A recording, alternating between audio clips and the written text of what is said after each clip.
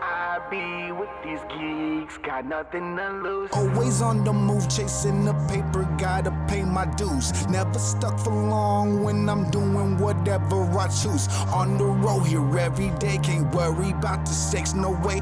Take the high road, never stray, the journey's about the memory. Rolling up the little trees, set in my mind that these blue dreams got me seeing schemes. Ultralight beam themes, whipping the foreign, then hitting the foreign while drinks are pouring. All the women gorgeous, nothing about the moment boring. I be doing me, got nothing to lose. I be in these streets, got nothing to lose. I be with these geeks, got nothing to lose. I be with these freaks, got nothing to lose. Vibing in the Yo, Ray Hiiway, what's up, bro? I want to thank you for coming on the podcast. Man, I appreciate you, Tom, for having me on the podcast. I know we went through a lot to get here, but I'm happy we're here.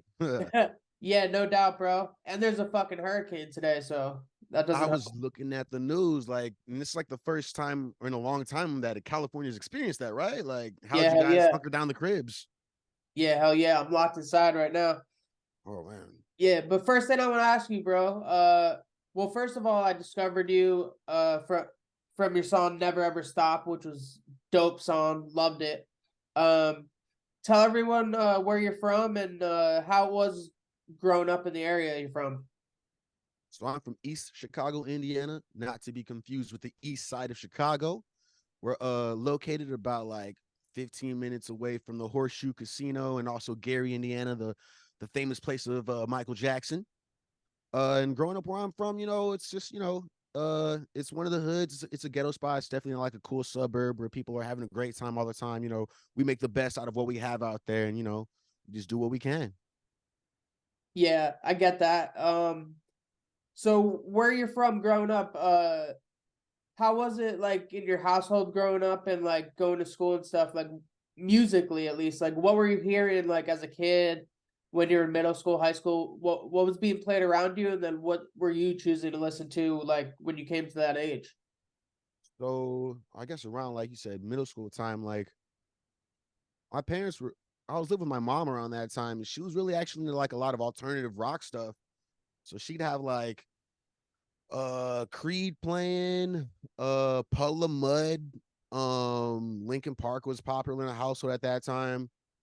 But then I kind of like within that same time span of like middle school era, I ended up moving over out with my pops, and he's playing like El DeBarge and like Boys to Men, 112, Jagged Edge. And I'm just listening to what they're listening to. And then I around that time I kind of discovered Kanye West, and he just opened up my eyes to like, or my ears to more of like that hip hop sound. So I dove in and I started, my way from Kanye West. I went back to A Tribe Called Quest. And I don't know, I kind of just, Biggie for sure. And then I kind of just went straight into like J. Cole and just more conscious artists. When 50 and him were doing their little beef, sort of, like I was definitely more of a Kanye West conscious rap fan more than anything. Yeah, that's dope. Because when I listen to your music, there's like, it's not just a bunch of bullshit. And I'm not saying anyone's music's bullshit, but like consciously, like all your songs have a message in it. You know what I mean? I definitely want to, give my people some substance, something that they can go back and just chew on in their minds, later on. Yeah, for sure. I appreciate that. Like as a fan of anyone, especially like you said, Kanye, J. Cole, just something to think about when you're listening to the song. Mm-hmm. So how old were you when you started, even before you started making it? When did the idea come to your head like, oh, maybe I want to do this, maybe I want to just fool around and start writing, making some music? Like when did that idea come into your head? And then when did you start taking it like, oh no, this is definitely what I want to do? I guess I really got the bug when I was in college. Two of my close fraternity brothers, they just were really gifted at freestyling off the dome. Like we'll be getting messed up anywhere. Someone drops a beat and my two homies were on it. And I'm like, yo, I'm trying to like, I can kind of do that. So I'd start off freestyling. It was really, low, like, but then eventually as I found my voice and got more confident in what I was trying to say, I became a part of the trio and we were just freestyling everywhere we was at. People was looking for us to do that. And then I was just like, I don't know how to make my own beats, but I don't really vibe with what's on YouTube all the way. If I want to be a real artist or someone I consider a real artist, I want to be able to feel my music the entire way. So that pushed me into learning how to produce my own beats. Yeah, that's exactly what I was gonna bring up. Because if you look at most of your music, you produce 90% of your shit. 100% correct. 90%. Yeah, so did you start rapping first or producing first? Um, or were you doing it kind of at the same time? Were you learning how to make it at the same time? I definitely I started off with the bars first because it was all about the freestyle for me. Um, I really started getting myself towards figuring out how to produce when I really wanted to start recording my music because I understand I understand the procedure behind getting YouTube beats and the legality behind that and how illegal it is. And Yeah. I knew as an entity or a product or a performer, I wanted to make sure that everything I did was legitimate. You know what I'm saying? I don't want to have to ever double back and be like, oh, my song went well, but turns out I can't use it because the beat ain't mine. Like, nah, man, that's not my prerogative at all. So I want to say in 2019, I got FL Studio officially. Like it took me a very long time to get any type of digital audio workshop. And once I finally got my hands on FL, that's when I started going to YouTube University, looking at all the videos I can, getting as much music theory as I can just lock in and it just went from there. That's amazing. Yeah. Like I said, art that I'm with you. Like there's a difference between like a rapper and then there's just a producer, and then there's someone like you said, like someone like Mac Miller, like who makes most of their shit by themselves. Yeah, Big Crit. I give Yeah. shout outs to Big Crit. Or Russ, he just dropped his Yeah. album. He's like incredible with how he does it. And I kind of think it makes it like for the artists, if you're both doing your own music, like you're the whole thing. You know what I mean? Like you could hear it. Like it's just like more of work of art, in my opinion. Yeah, it really allows me to get in tune with what I'm doing because sure I can catch a vibe off of a YouTube beat or really anything, but it all really just comes from somewhere inside my head and it just clicks. To me, it just clicks easier as well. Yeah. When was it like so you want to rap, you're fucking around with the producing and everything. When was it when you had the confidence like you're like, okay, I'm gonna drop this publicly online? Because what there's a difference between playing it for your friends, Yeah. fucking around and shit, but like once you put it publicly, like anyone could say anything they want about it.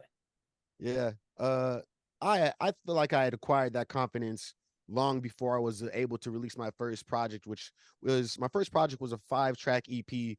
It was all a dream. I released it in January of Yeah, 2021. 2021. Yep. Yeah, and all of 2020 I had been recording actually 13 tracks. Only 5 made the project in the end, but even before that, like I I became super confident in my freestyles. Like to where it's like I'm not mumbling a bar, I'm finishing full 16s. I can almost pull off a hook in the freestyle, then bring it back to like I got really good. And I was like, man, I'm tired of like not doing nothing with this. How can the next step has to come. And the next step was, recording myself. Or well, at that time in 2021, I was going to an engineer and recording engineer to have that done. But I just was tired of like not doing anything with it. Like I had a solid group of friends who loved to freestyle, and I'm like, guys, we can make money off this. What are we doing? "Well, I don't know, dude. This is something we kind of want to do, I'm like, nah, man, I feel y'all, but I don't feel y'all there. Like, I want to make money off this. I don't want to work a 9 to 5, or I don't want to have someone tell me what to do for the rest of my life when I know I can. I'm potentially sitting on a gold mine. So, like, right when 2020 hit, I had known and I'd actually known for a long time that this career path was my choice. Even when I was like a kid, I remember telling my mom and my dad, like, what do you want to do when you grow up? I'm like, I don't know what I want to do when I grow up, but I know you just don't get my job. You know what I'm saying? No one's gonna be like, oh yeah, apply and you're good. No, there's no way you can just do what we're doing. You have to literally live this. Yeah, I agree with you 100% there. And there's also like a different, I don't know the word for it, work ethic, but also Yeah, like there's just something inside you. Like even what I do with I do, like what I do, like it has to be in you. Like you know what I mean? Like you can't like really pay me like enough to do, like I'll do. You know what I mean? Like this is what I do. You know what I mean? yeah, Like money, no money. This is like my job. it's gonna happen, and that's exactly it. Like, I can't function without doing this. Whatever this is in the eyes of anyone else, like even coupled with my 9 to 5, like if I was just pulling the 9 to 5 and not tending to this artistic side of myself, I'd be a mental human wreck. Like it'd be ridiculous. Yeah, I agree with you on that. So you drop your first EP, right?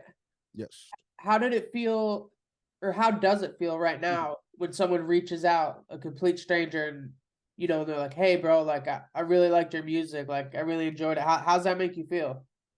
It makes me feel seen for once because I don't know. I dropped that EP in 2021, and I know way more now than I did then, and I suppose everyone should continue to learn, you know what I'm saying? But back then I was still mad wet behind the ears. I just dropped it. There was no promotion, there was no crazy campaign, there wasn't videos attached. Like it was lacking a lot. So when it dropped, I was like, oh man, it didn't do what I thought it would do. I know what I'm on, but why aren't it wasn't received well. Um, but since then it's just I know now that there were things I had to do.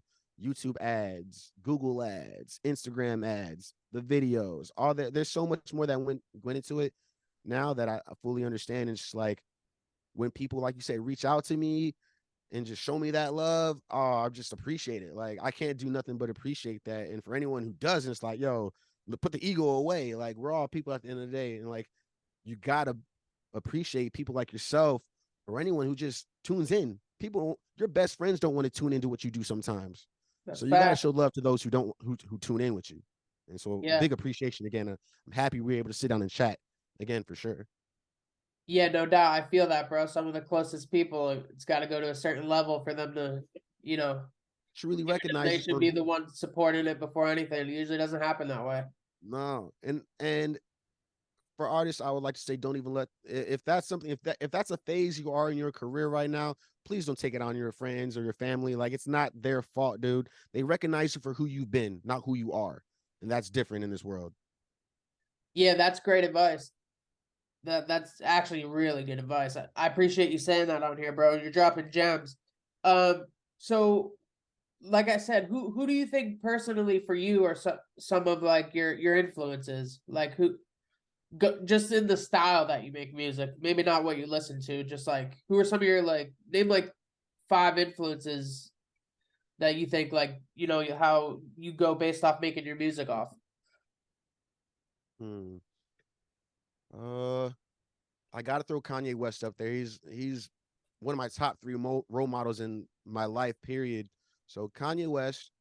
Um, People say it's not like I try to model myself after him, but I've been getting people tell me I sound like Trippie Red, and I do feel the vibe there with Trippie because a lot of the times I'm like, I'm coming at that mic crazy.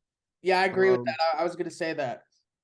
I've been Kid Cudi sometimes with just the way I do the melodies. You said 5. I mean, I guess a little bit of Lil Baby these days because of the the way my cadences have been running.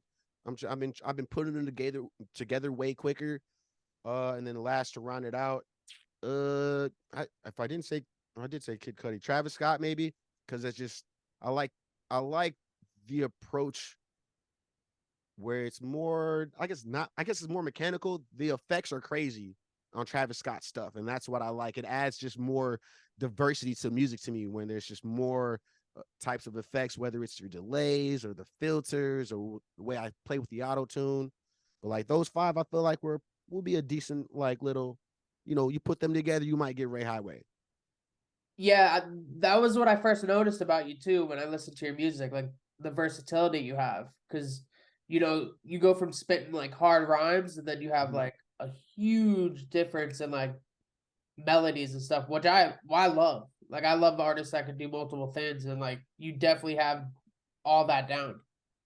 Appreciate that. Yeah, I definitely want to be diverse in the way I can approach the music, but the message is all the same.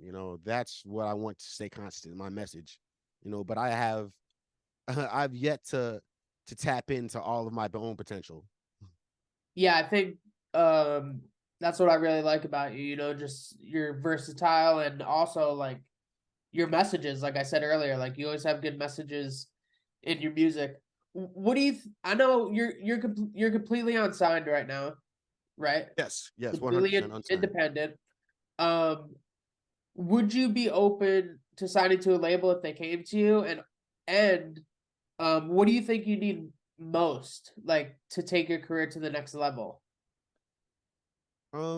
I would be open to it. It just everything has to be proper. I've run into some people who've had the opportunity to potentially sign with some individuals and it didn't go their way because they just weren't knowledgeable maybe about that circumstance. But I I'd definitely be open to the label because I understand how that can take you to another level that independence can't necessarily take you to. So I'm open to those opportunities. I forgot what the second thing you asked was. How'd you Oh, put that? yeah, what do you think you need most in your career Oh, right now to take it to the next level?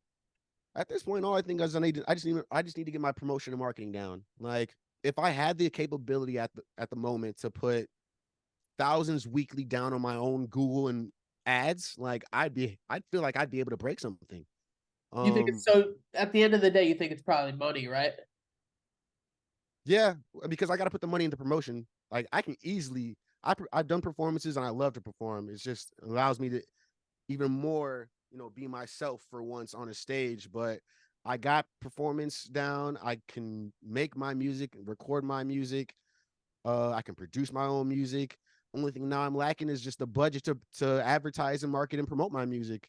And once I got that last little pillar there, everyone's gonna hear me. It's gonna be nothing. I'm gonna, you know, Yeah, I think what might be best for you, obviously a label, they have the machine behind it, but yeah, maybe like a distribution deal. that'd be jiggy. Pull You off know a what I mean? distribution Because it's deal. also like you still control all your shit, but then you have, another team that's helping you with the promotion and dropping it. I Hmm. think that could really take you to the next level. If I can happen upon those opportunities and be able to sit in the rooms and have those conversations with the right people, I know anything can happen because for without a doubt in my mind, my music will speak for itself. It just needs to be put into the ears of the people. Yeah, no, for sure. I agree with you.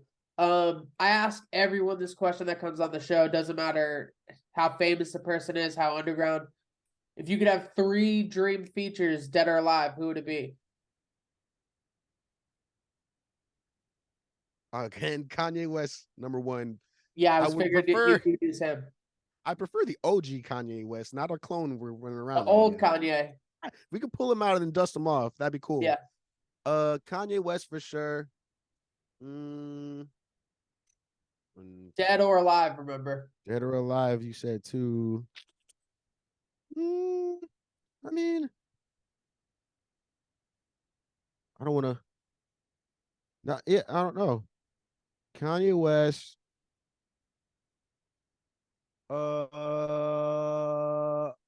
It was on tip of my. I guess if I could work with Joyner Lucas, that'd be kind of cool because I feel like he's still pushing to get to the top himself, and I feel like that'd be a great kind of a horizontal move almost, even if maybe it's more diagonal. Joyner Lucas would be dope. He's And I fucking used to, fire, dude. that's what I'm He's saying. so He good, bro. got a great sound, and I feel like he's still putting in the real grind work too. He's not like, oh, I can just sit at the crib and not do Oh nothing. Like no, he's still hustling. that's what makes him great, I think, too, because like his fans can see step by step how he's doing it. I know you said three.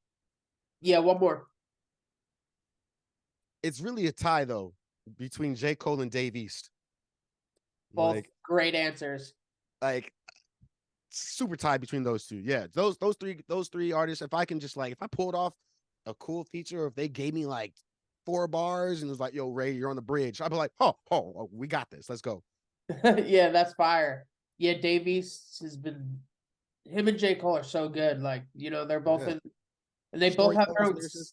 yeah, they both have their own style and sound. Like you immediately know it's them. You know what I mean? Yeah, that's so dope. Where do you see your career? I hate the 5-year question. Where do you see your career like a year from today? A year from today, I'm gonna probably gonna be on my La Russell stuff. I'm gonna be doing way more performances. I feel like that's my next biggest step. Having a year where there's more performances than like I don't know, there can't be more performances than studio sessions, but just where there's a full year dedicated to a lot more. Like every month, there's like 2 or 3 live shows. I would love that. You know, in a year, that's where I see myself for sure, performing way more. Year 2, probably be all over the country at that point by year 2 for sure. But within a year, performing like on the road for sure. Yeah, so for your fans and for people who are gonna tune in and watch this and maybe just discover you, Mm. what's next? Like, is there? I wanted to ask you this, but I was saving it for now. Is an official album coming? No, No, not yet. no. So what can people expect next? Like in the next, month or two, if they just check this out on Friday and be like, oh, like this guy's dope. Like, Definitely, I got singles in the chamber for sure.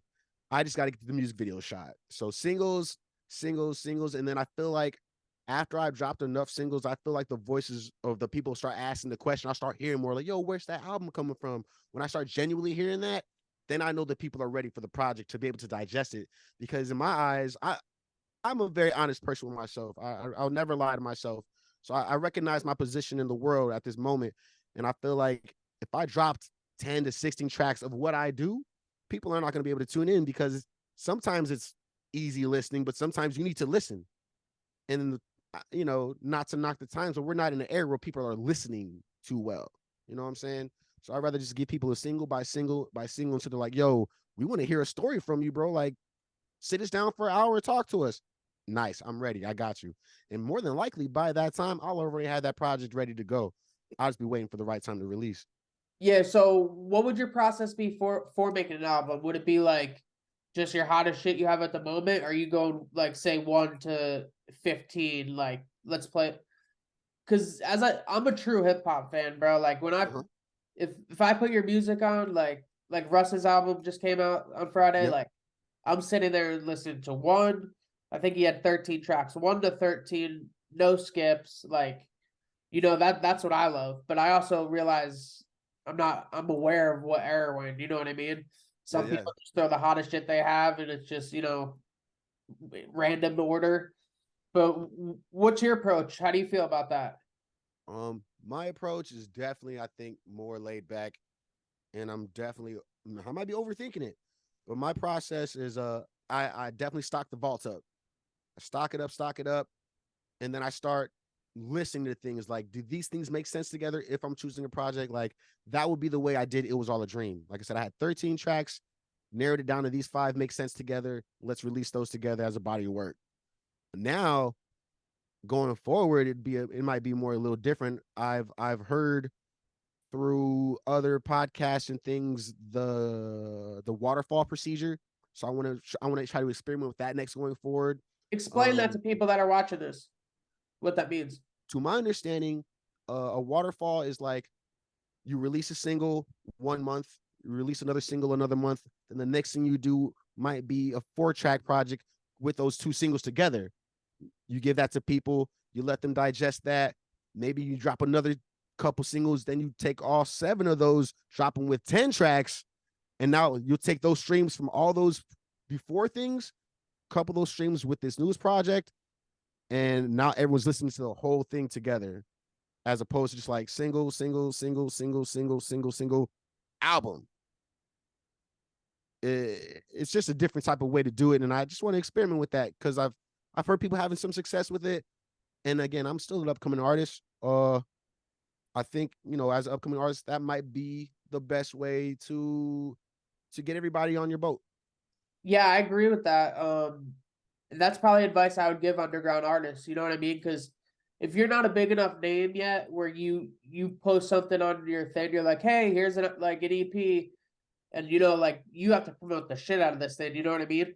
So if you can get a hot single or two and then add it to the project you're coming out with, that'll bring the listeners to your other music. Yeah, and then I feel like they'd be way more geared towards giving those other two tracks a chance. Because if Exactly. they if you in my eyes, if you give somebody a project and they don't know you, they don't have enough care to go to track 7. If they heard the first 2 and they got turned off, now they're gone. They're not even trying to give you no chance because they have nothing from you before that gives them the want to go forward with you. So I feel like, trying to do it that way might be the best.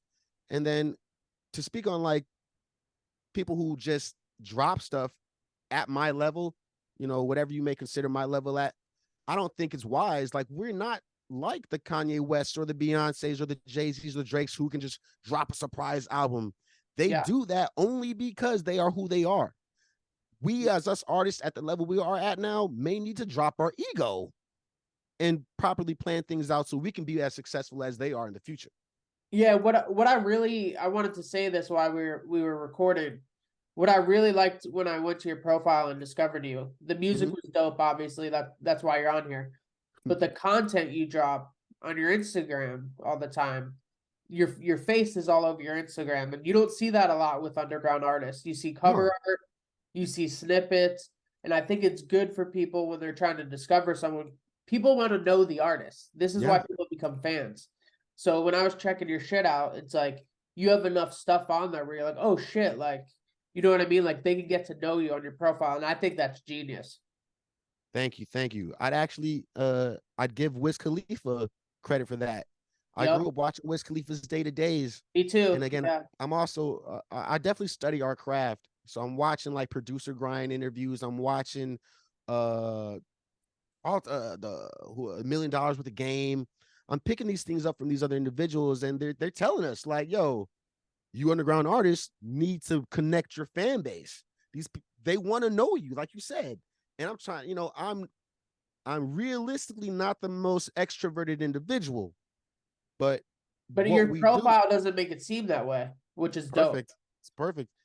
And to me, that goes into the promotion and marketing. I am the product that I want to sell, and can no one sell me better than me? And if people want to know me, I got to give them myself. So on my profile, I make sure, like you said, I make sure that I give them enough so they can tap in. And that's just like the tip of the iceberg of my content. Like, I want to get even more, surgical and more intricate and give people more myself, but that'll just go along as I go along for my own journey, and continually record my content and whatnot. Like, most a majority of that content on my page was, no, I did have a cameraman, but I'm editing majority of that stuff, Yeah. myself. So yeah, we got to tell our story as up and coming artists. No one is going to tell it better than ourselves.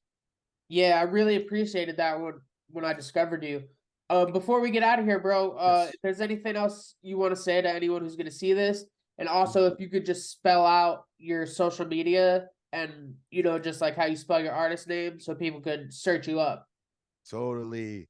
It's Ray Hiiway. That's RayHiiway on Instagram, Twitter, YouTube, Facebook. You can find me.